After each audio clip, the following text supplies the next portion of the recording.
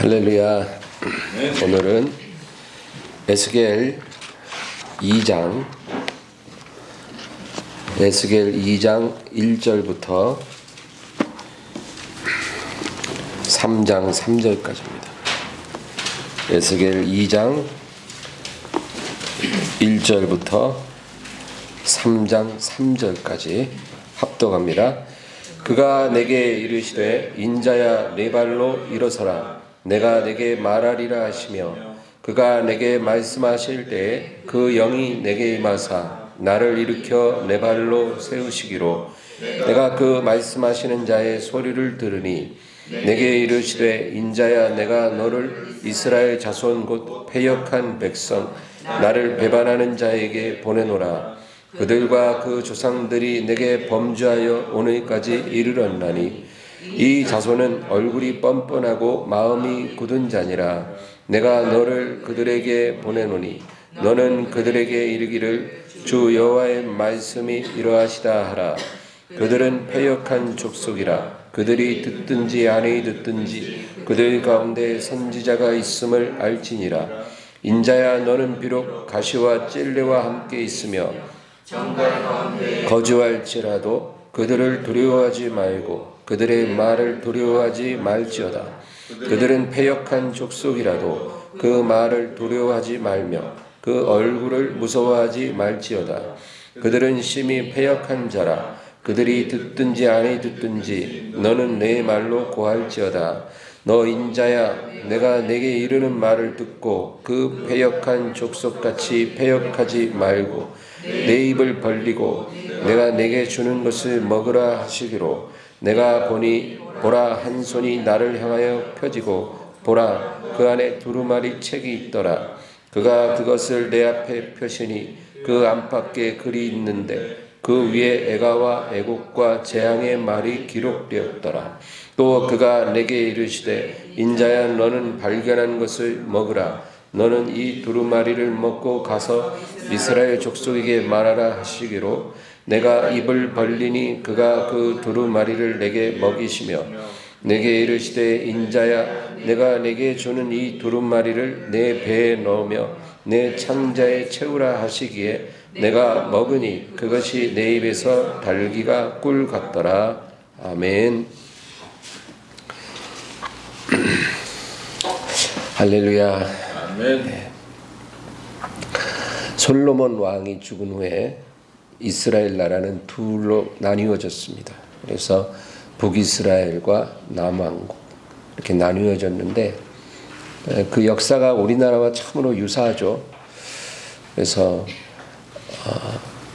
이 북이스라엘은 BC 722년에 아수르에 의해 멸망하고 그리고 남유다는 BC 586년에 바벨론에 의해 멸망이 되었습니다. 그래서 이 두 나라가 150년 간격으로 다 멸망하고 말았는데 그들이 멸망한 이유는 하나님 앞에 패역했기 때문입니다. 패역했기 때문에 멸망했습니다. 패역이라는 말은 듣지 않는 것, 순종하지 않는 것, 그게 패역입니다. 하나님의 말씀을 듣지 않는 걸 거역이라고 말하잖아요. 거역했다. 근데 그 거역이 반복되면 그게 패역이에요. 그래서 일단 패역의 죄를 범하면 하나님이 심판하십니다. 거역할 때 자꾸 하나님 경고하시는데 그것이 패역으로 넘어가면 이제 하나님의 심판이 다가오는 것입니다. 남유다가 멸망하기 한 30여 년 전에 요시야 왕이라는 왕이 다스렸어요. 근데 한 번은 성전 보수를 하다가 먼지에 덮인 두루마리를 발견했는데 보니까 신명기예요. 그 당시에는 이런 책이 아니라 두루마리죠. 신명기를 발견한 거예요. 근데 이 신명기를 발견한 것 자체가 놀라운 게 아니고 그 당시까지 성전 안에 성경이 없었다는 사실이 정말 놀라운 일인 거예요. 그렇죠? 그러니까 여러분, 우리가 이 성전 청소를 한번 착 하다가 저 피아노 뒤에서 뭐 오래된 그 낡은 성경책 한 권을 발견하면 놀라요? 안 놀라요. 왜? 성경책 많이 있거든요. 우리 다 한두 권씩 갖고 있거든요. 그러니까 성경책 한 권 피아노 뒤에서 발견된다고 놀랄 일 없어요. 그런데 만약에 성전에 성경책이 한 권도 없고 우리 가운데 성경책 가진 사람이 한 명도 없는데 피아노 뒤에서 성경책 하나 나오면 깜짝 놀라죠. 야, 성경 나왔다고. 그런 일이 이스라엘에 일어난 거예요. 그래서 이 요시야 왕 때까지만 해도 성전에서 성경을 가르치지 못했어요. 왜? 성경이 없으니까. 그러니까 오직 짐승 제사 드리고 그리고 레위 지파가 하나님 찬양하고 그런 식으로 이제 예배가 이루어지고 백성들은 산당에 가서 바알 주상과 아세라 목상 앞에 절을 하는 그런 시대였다는 거죠. 말씀이 없었기 때문에 하나님이 어떤 분인지, 하나님이 무엇을 원하시는지, 무엇을 하나님이 미워하시는지 그거를 알 수가 없었어요. 그런 걸 다 모르고 그냥 형식적인 짐승 제사를 드리고 그리고 노래하고 찬양하고 그런 식으로 하나님을 섬겼다는 것이죠. 말씀이 없이 찬양만 무성하고 그리고 형식만 가득한 그런 예배가 드려질 때 영적으로 무너지는 것입니다. 그래서 교회 안에서도 말씀이 세워져야 돼요.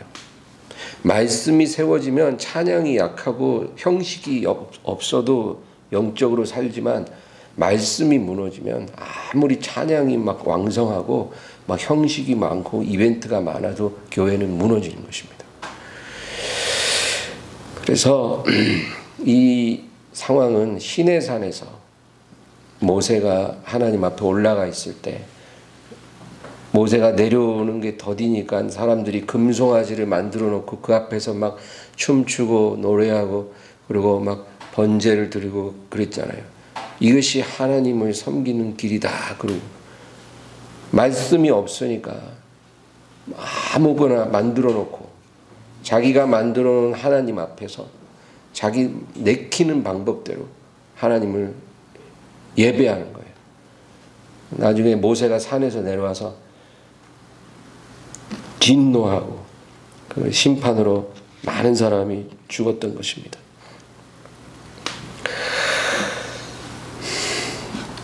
이렇게 하나님을 잘못 섬기다 보니까 결국은 이제 북이스라엘도 멸망하고 남유다도 멸망했어요.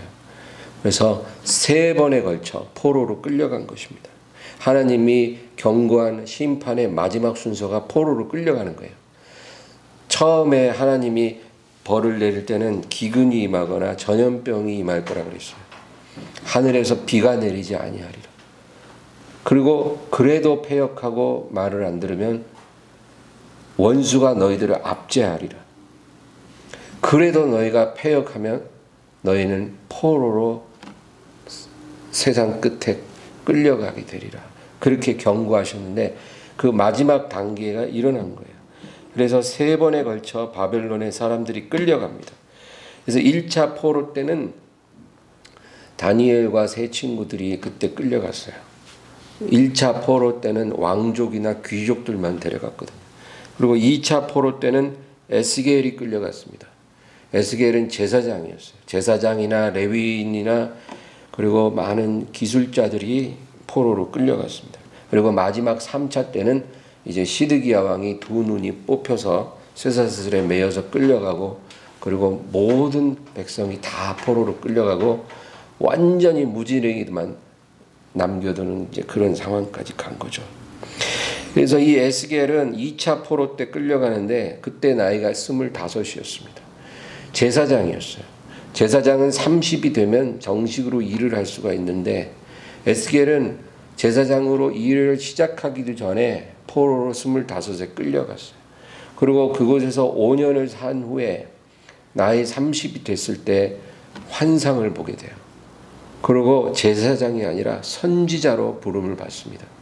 어차피 바벨론 땅에서는 제사장 일을 할 수가 없는데 그 제사장 일을 시작해야 될 30의 나이에 하나님이 에스겔에게 환상을 주시고 선지자로 부르신 거죠. 여러분, 경건한 사람들이 포로로 끌려갔다는 사실을 우리가 눈여겨봐야 돼요. 경건한 사람도 하나님의 심판에 빨려 들어갈 수가 있습니다. 그러나 분명한 것은 하나님의 계획 속에서 우리에게 주어진 고난이라는 거예요. 경건한 사람은 하나님께서 그 고난 가운데서도 하나님의 계획을 이루어 가십니다.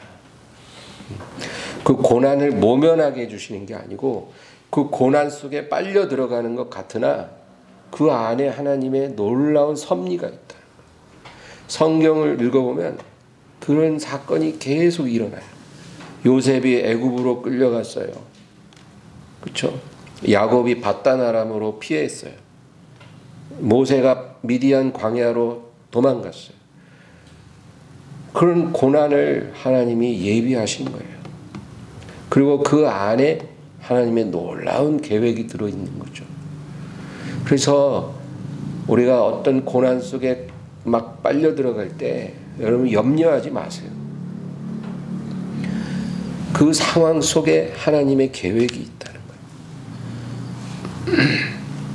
하나님의 사람한테는 안 좋은 일이든 좋은 일이든 다 하나님의 계획 속에서 일어납니다. 그것이 진리예요.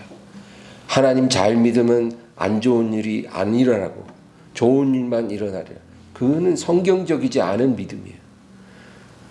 하나님의 사람은 하나님의 계획 속에서 좋은 일이 일어나기도 하고 안 좋은 일이 일어나기도 하나 어떤 상황에서든지 하나님이 선한 뜻을 이루신다.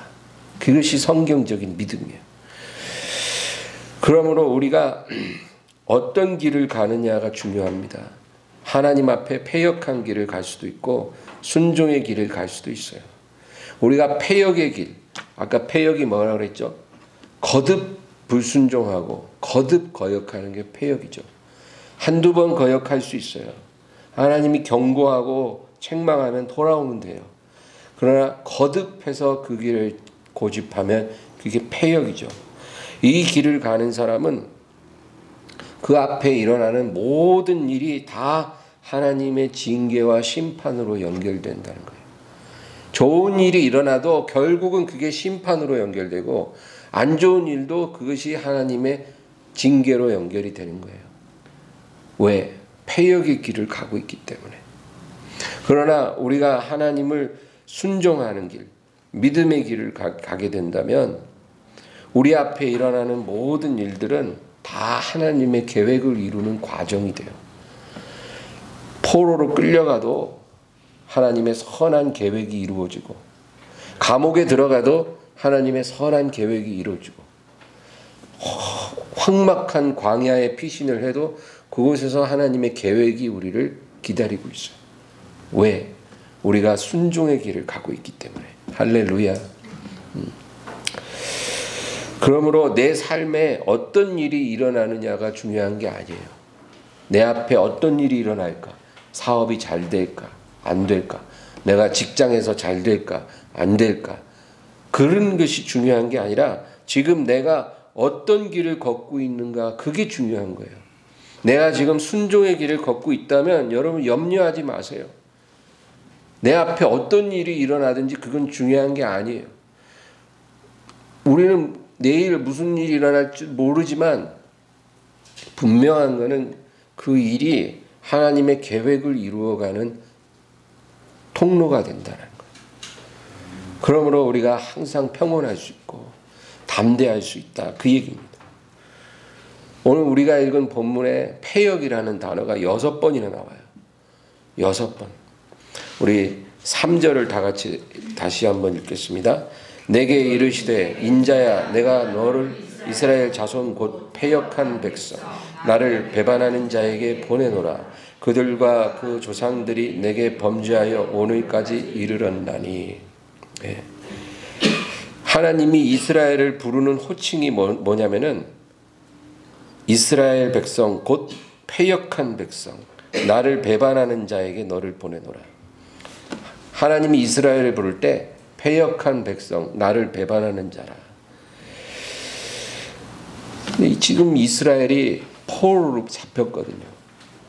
끌려갔거든요. 이 결과가 너희가 내게 패역한 것의 열매라는 거예요.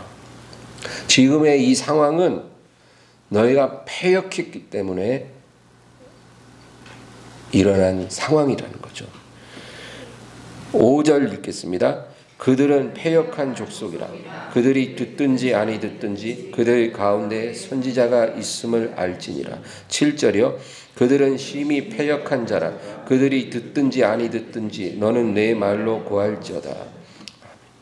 결국 하나님은 그들이 듣지 않을 걸 알면서 에스겔을 보낸 거예요. 패역한 백성에게 너를 보내노라. 이제까지 거듭거듭 거역한 것처럼 네가 가서 전해도 그들은 듣지 아니하리라.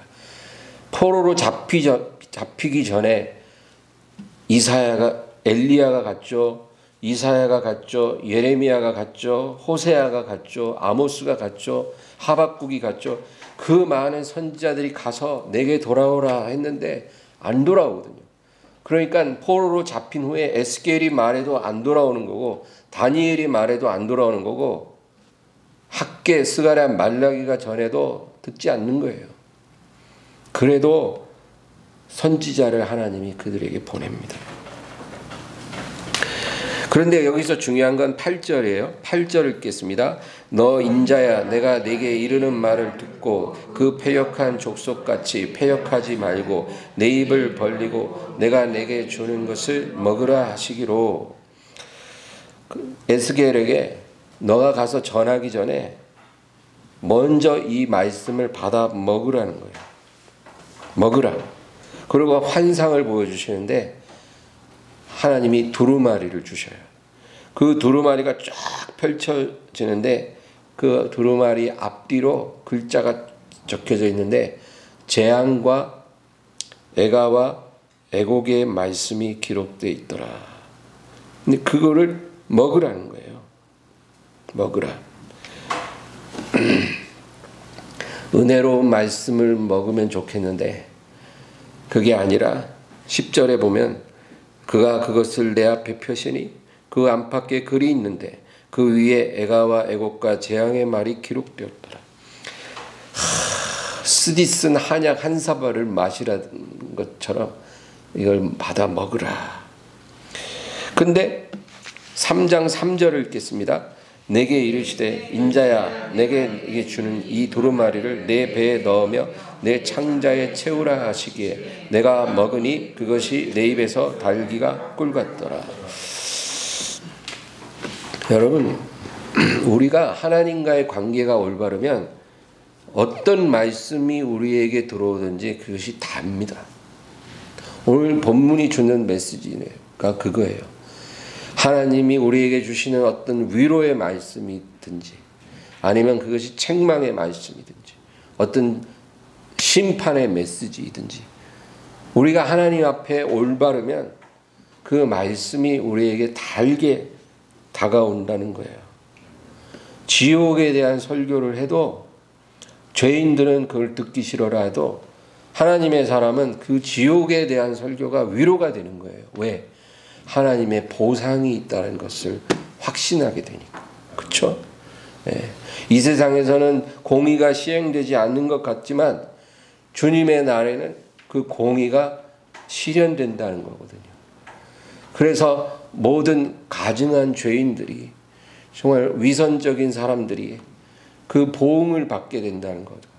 또 정직한 자, 의로운 자는 하나님의 보응을 받게 된다는 거예요.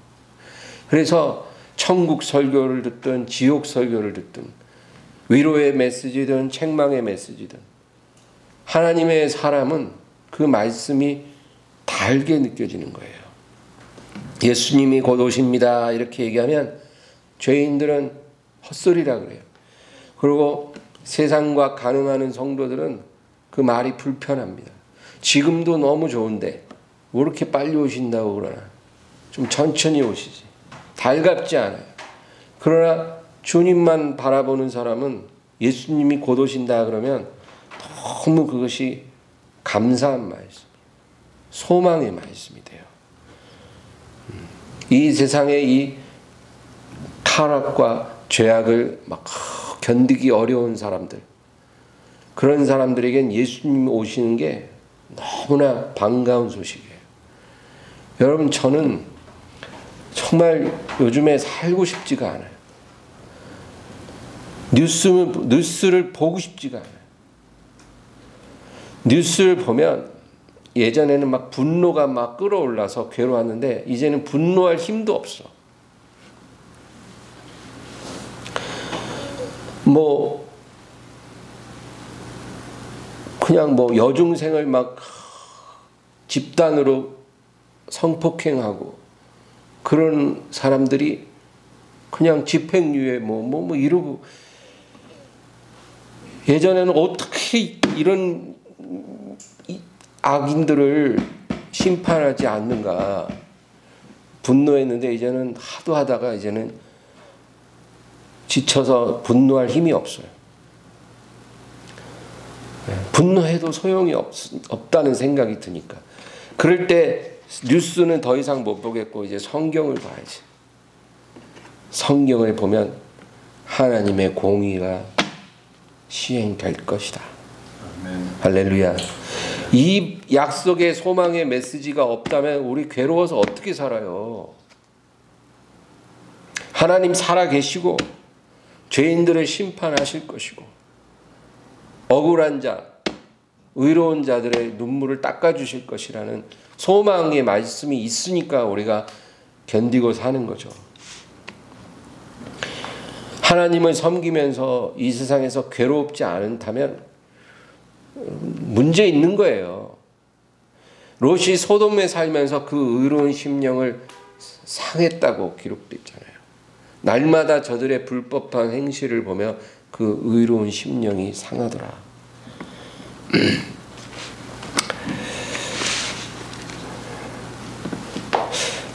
어떤 사람이 종종 질문을 합니다. 성경을 어떻게 읽어야 되나요? 성경 읽는 법을 가르쳐 주세요.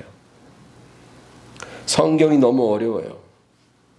읽고 싶은데 너무 힘들어요. 어려워요. 여러분, 성경을 우리가 잘 읽으려면 성경을 읽는 목적이 무엇이냐, 그것부터 먼저 분명하게 해야 돼요. 성경을 읽는 목적이 무엇이냐.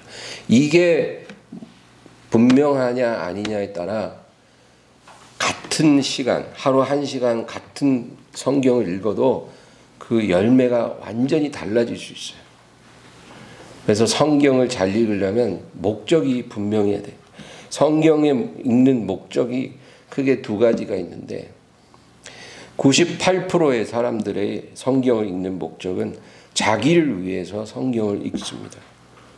그래서 어떤 답답한 상황을 답을 찾기 위해, 그래서 성경을 읽어요. 내가 지금 너무나 힘든데 하나님이 뭐라고 나에게 말씀하실까, 뭐 이러면서 성경을 읽는다는 거죠. 내 마음이 너무 막 힘들고, 그러니까 위로와 용기를 얻기 위해 성경을 읽는다는 거예요. 그런 사람들은 성경을 읽다가 자기 마음에 딱 드는 구절이 오면 이제 거기서 이제 딱 꽂히는 거예요. 너는 내게 부르짖으라. 내가 내게 응답하겠고 네가 알지 못하는 크고 은밀한 일을 보이리라. 내가 너를 지명하여 불렀나니 너는 내 것이라. 내가 너를 모태에서부터 사랑하였노라. 이런 말씀 구절을 딱 오면 그때 이제 뭔가 은혜를 받는 거죠. 그런데 여러분, 이렇게 성경을 읽으면 안 된다, 그 얘기예요. 이런 식으로 성경을 읽으면 대부분의 성경 구절들이 나에게 별 의미가 없어요. 이렇게 읽는 사람들은 마태복음의 1장의 족보 얘기는 그냥 휙 넘어가요. 나랑 아무 의미가 없다고 생각하니까. 레위기의 뭐 제사법 이런 것 그냥 다 넘어가요. 나하고 의미 없어. 지금 내가 너무 답답하니까 뭔가 나한테 맞는 구절을 찾아야 되거든. 그러니까 대부분은 나랑 관계가 없고 몇몇 은혜로운 구절만 중요한 게 되는 거예요. 이렇게 성경을 읽는 사람들은 아예 이제 시간이 없으니까 아예 은혜로운 구절만 모아놓은 그 소책자 같은 거를 들고 다니면서 그냥 가방에서 꺼내가지고 그거 한 구절씩 읽고 그런 식으로 성경을 읽는다는 거죠. 여러분, 이렇게 읽으면 영적 성장이 거의 일어나지 못합니다. 마치 우리가 인스턴트 음식만 먹는 것과 같아요. 인스턴트 음식은 당장 배는 채워줘요. 그러나 하루 세 끼 1년 내내 인스턴트 음식만 먹으면 우리의 건강을 망치고 우리의 모든 체력이 저하되겠죠. 건강한 사람 될 수가 없어요. 그래서 이렇게 말씀을 뽑아 먹듯이 내게 은혜롭고 관련이 있어 보이는 말씀만 읽는 이런 성경 읽기는 우리에게 영적 유익을 주지 못한다는 거예요. 그러면 또 어떤 성경 읽기가 있냐? 하나님을 알기 위해 성경을 읽는 법이 있어요. 전체 한 2% 정도가 이렇게 성경을 읽습니다. 하나님을 알기 위해 성경을 읽는 거예요. 하나님을 알고 싶어요.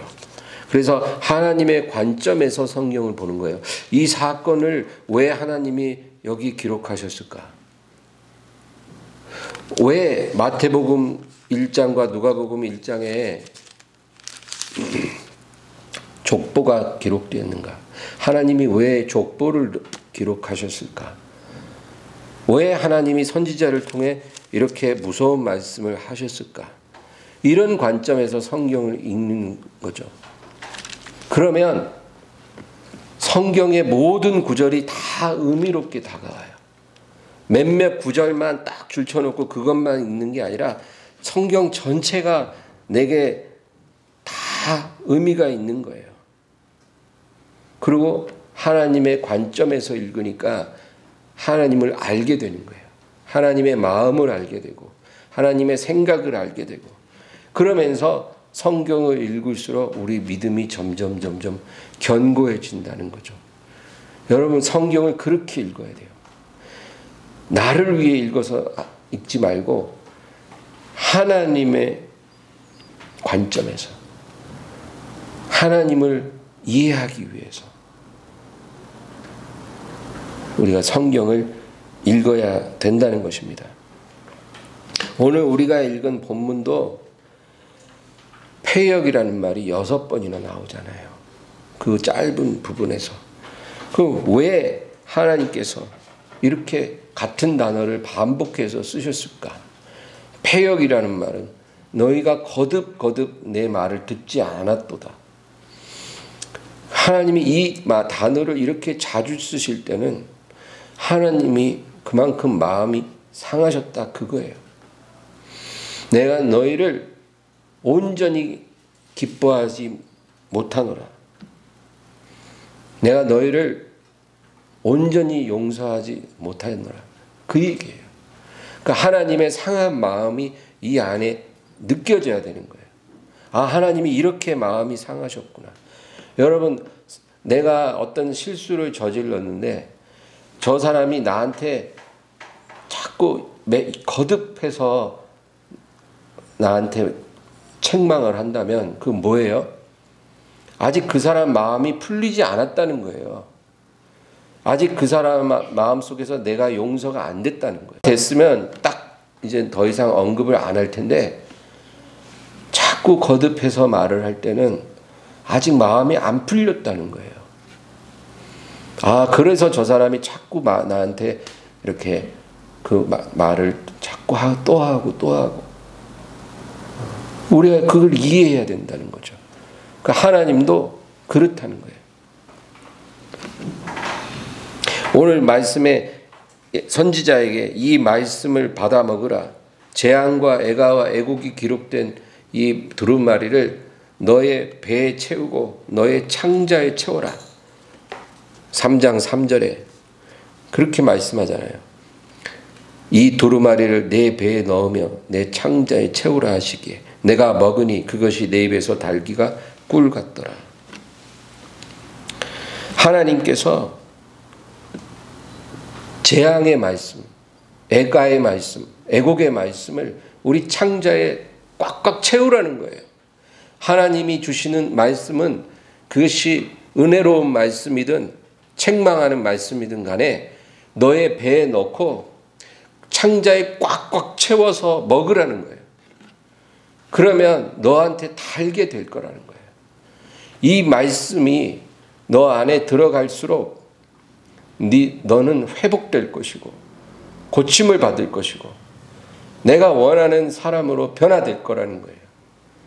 그리고 가서 내 백성에게 이 말씀을 전하라는 거예요. 여러분, 하나님의 말씀이 우리를 고치는 능력이라고 말씀하시는 거예요. 먹으라는 거예요. 창자에 채우라는 거예요. 말씀으로. 그 말씀이 너 입맛에 맞든지 안 맞든지 상관없이 내가 주는 모든 말씀을 네 창자에 채워라.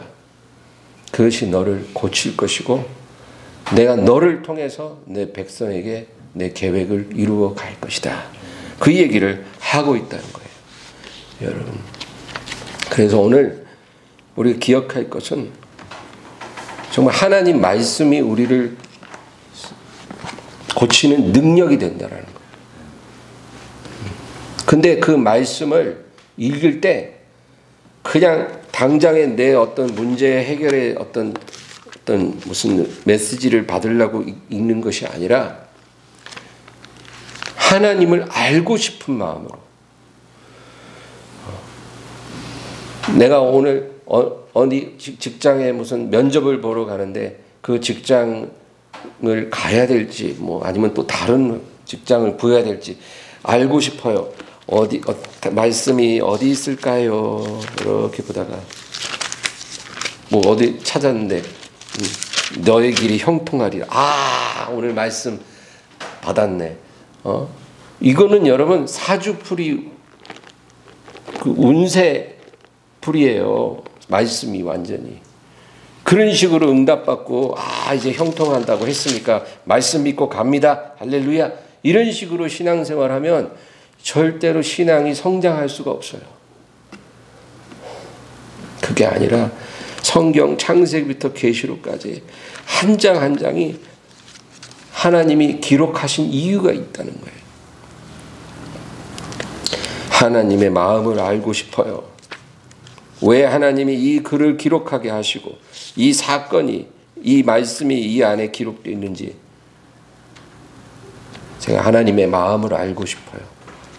그런 관점에서 하나님을 알고 싶은 마음으로 성경을 읽기 시작하면 하나님을 알게 된다니까요. 하나님을 알게 될수록 우리 믿음이 자라요.